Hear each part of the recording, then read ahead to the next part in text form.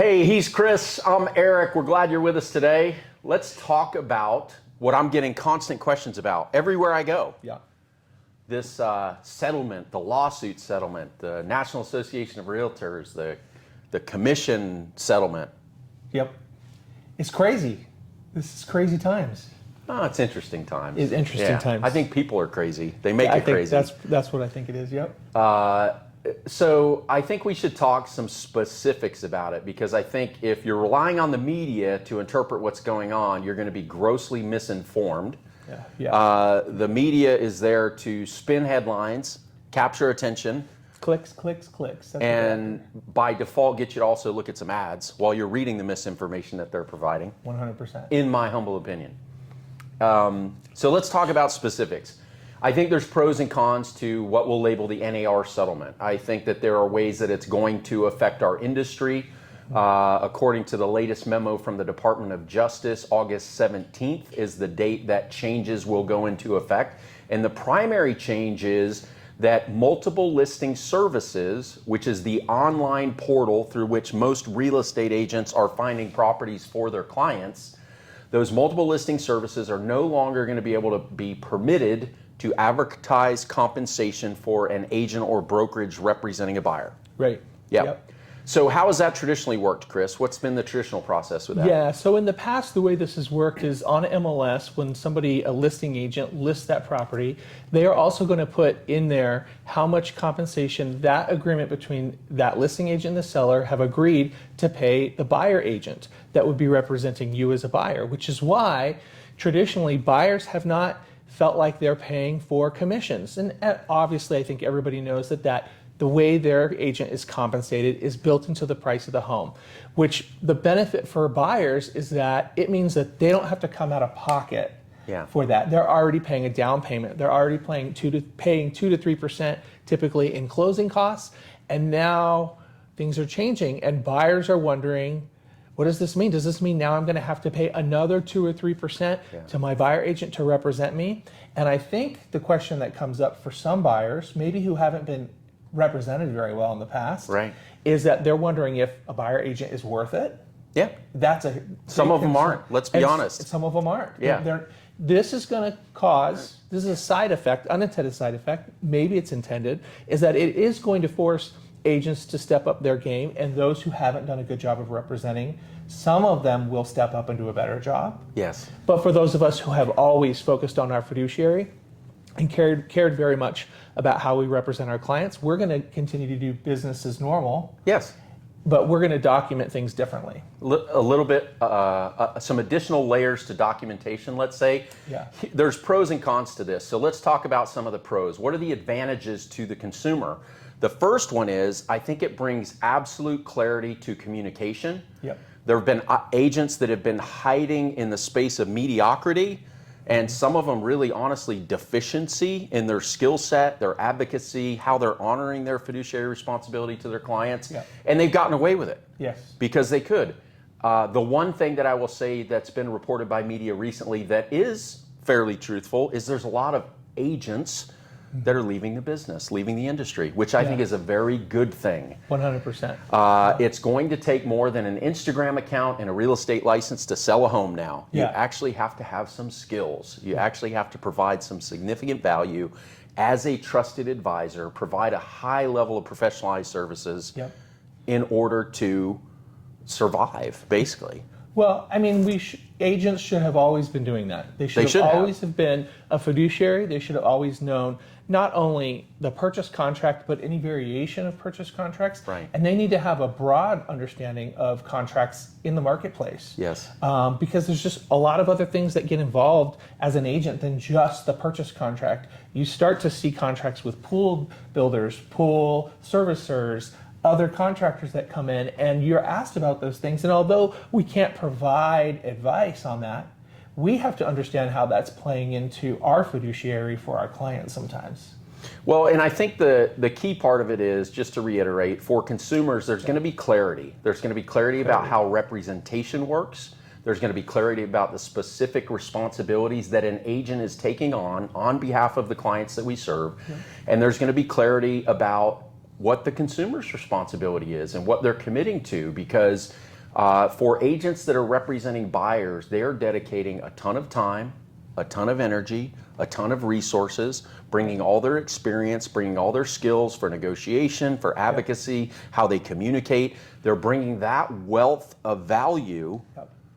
And now they're saying, hey, I want to just be really clear on how I get compensated for that. Yes. And as you brought up earlier, traditionally, this has been a function of an initial agreement between a seller and their agent for a specific amount of compensation, which has never been standardized.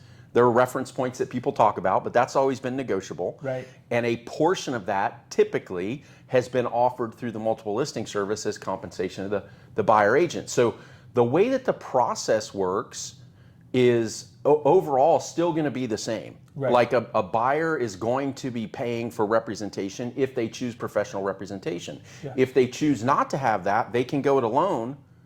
But what's interesting to me is if you think that things were unclear or muddy or difficult to understand before, it's going to be even worse now. And my prediction is the next wave of lawsuits is going to be, I'm a consumer, I was unrepresented, I went directly to the seller's agent and I got taken advantage of. Right. Well, duh. You didn't have representation. Yeah, because you're doing something that you have no idea what you're doing. And even if you bought multiple properties before, the market's always changing, the market dynamics are always changing.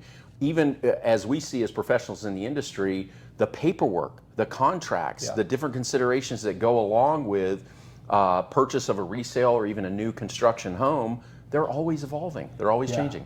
I mean, the Department of Real Estate in Arizona makes changes to the contract once a year, sometimes big changes every couple of years. Right. Sometimes changes that do shift the market and the way we behave a lot. Yeah. I mean, if you remember 10 years ago or so, we had a big change on how disclosures worked and what a seller was obligated to pay for in repairs. Yeah. It went from some repairs absolutely had to be paid for to none at all. Right. And that was a big change. And those kind of changes are going to continue in the marketplace.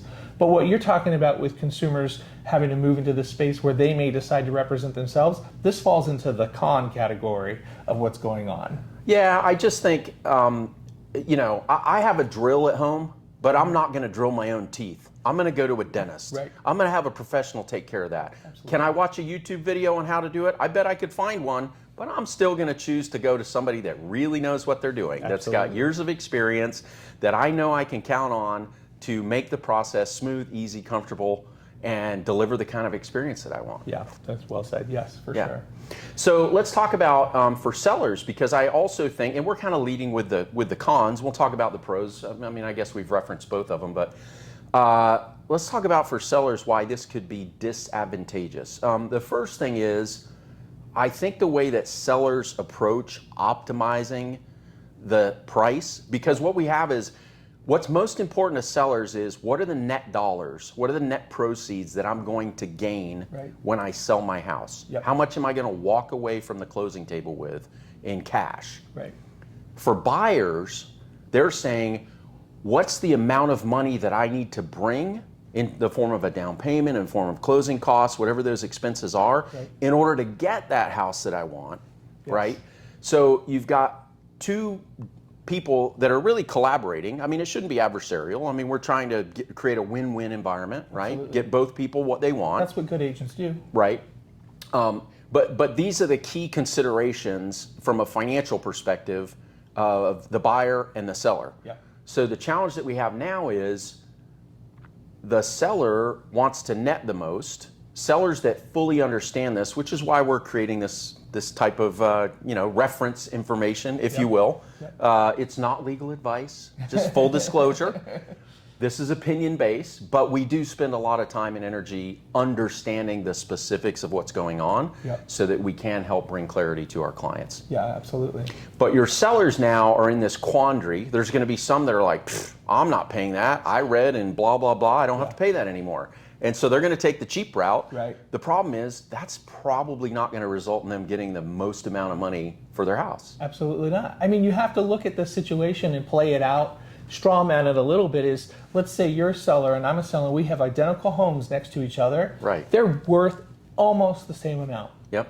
and you choose in your agreement with your listing agent that although it's not going to be advertised on the MLS, you are prepared to pay, let's just say, 3% or 2.5% towards that buyer agent's commissions. Yeah. That is, just because it's not advertised or put on the MLS doesn't mean it's not there to be accounted for. Right. But now I come in and I'm stubborn and I'm like, well, I heard this law says that I don't have to pay anymore.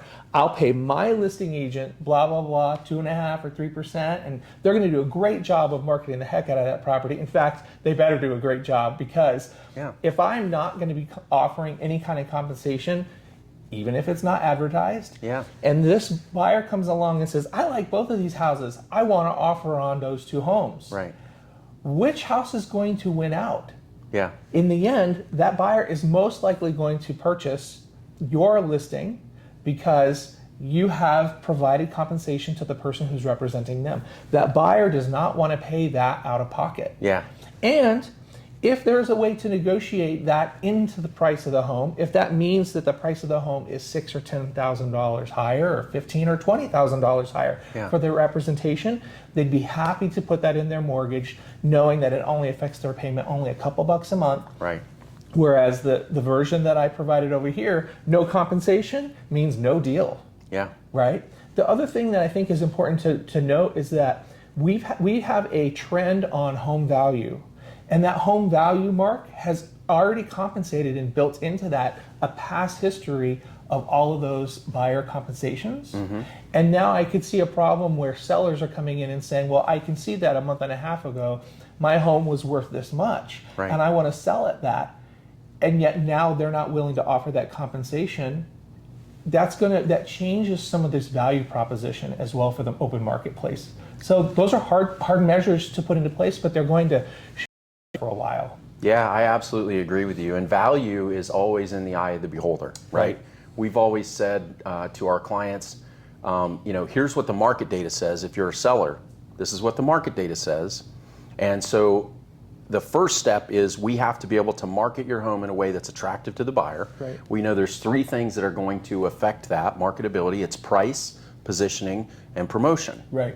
Positioning is how you prep it and the things that we do in advance. We're going to collaborate with you on that as our client with professional photography, all the preparation, staging, giving you sound advice about things to repair, like all of that type of stuff. The little deferred maintenance, spruce up the yard, get it professionally clean. Yep. We're going to walk you through all those steps so that you're positioned properly. The price you're always going to choose as a seller, but first we have to sell it to a buyer, and then we have to sell it to an appraiser most of the time. Because unless they're paying cash, and even a cash buyer still has the option to get an appraisal. Right, and they still want value. Yeah, and an appraisal is based on market data. Right. So the challenge is, to your point, we have this threshold for like-type properties being at a certain price point. Right. And when the buyer says, well, yeah, but now I have to write a check for whatever my representation fee is, they're naturally going to deduct that from what they think is the value of the house. Absolutely. Yeah. Absolutely. So I think that if we look at what the Department of Justice is saying, and I just read through again this morning their Q&A, it's a 5-page document. If you're seeing this and you'd like a copy of that information for your own review so that you can make an informed decision, we can always provide that to you. But it's a pretty concise document, and it's basically questions and answers of some specifics of exactly what the settlement and the application of new standards is going to be. Right. Within that, and in the conversations with the multiple listing services, which are all independent organizations all around the country. So there are multiple ones in most states, and they're all different entities. Yeah. So the complexity of how this plays out in local markets specifically is a little more complicated than it looks on the surface. But the MLSs, many of them, the multiple listing services, are updating to now have a seller concession field. Right. So basically what we're doing, there's the old phrase about much ado about nothing. Right. If the MLS adopts this, then basically what they're saying is the seller's going to offer this much in a concession towards the buyer on their purchase of their home, which may or may not be somewhat related to what the buyer compensation agreement says for the buyer coming in that's represented by a professional real estate agent. Yeah, and in the past, some of us who have been active with our sellers, and we have a seller who says, I know that the carpet in this house needs to be replaced, and I don't think that I need to choose that. I would like my buyer to be able to choose that, and I know that the cost is roughly $5,000. So in agent notes, and the public can sometimes see those, or at least agents can communicate to their buyers, Yeah. hey, the seller's offering $5,000 to your closing costs. Now, as you're saying, we might have a section there where it says the seller is offering this much in concessions, Right. and that concession may be what they're offering for that buyer agent, plus maybe some repairs, maybe less. So all of this is going to be negotiable, but Yeah. as you said, much to do about nothing. It's going to require a lot more documentation and communication, which I like the communication I do too. aspect. I Yeah. really do. Yeah, so I think just to summarize this, the pros are there's going to be a lot more clarity around compensation. Yeah. There's going to be very clear communication around that, which I think is a huge win for consumers. I'm a big fan of this. I think it's great. I think the sellers need to be educated and informed on exactly how their decision around compensation and fee structure and setting expectations specifically by just having conversations like we've had today and making sure they have a clear understanding of exactly what the implications are. I think that's critically important. So again, I think that's a win for the sellers. The con is the people, the consumers, that don't take the time to get well informed about exactly what it is. And again, choose a professional representative. Yes. Get a referral.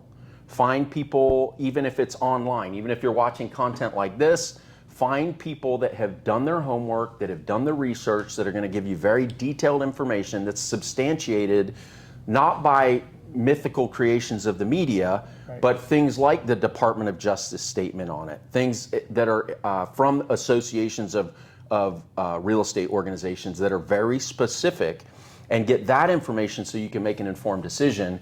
And then based on that, choose somebody to represent you that's a professional. Yeah, absolutely. It's always going to make the difference. It's always going to make the difference in your experience. It's going to make the difference in their results. You've been selling real estate a long time. I've been selling real estate a long time. Yeah. There's no doubt in my mind, and I'm not trying to toot our own horns here, there is no doubt in my mind there have probably been dozens and dozens or hundreds of clients that we've served over the years that never would have gotten the house that they want or never gotten the result that they wanted when selling a house if it wasn't for the level of representation, negotiation, communication, price, positioning, and promotion that we were able to provide them as professional agents. So whether you like us, whether you don't, find a professional agent, ask for referrals, look for reliable resources, and make good choices.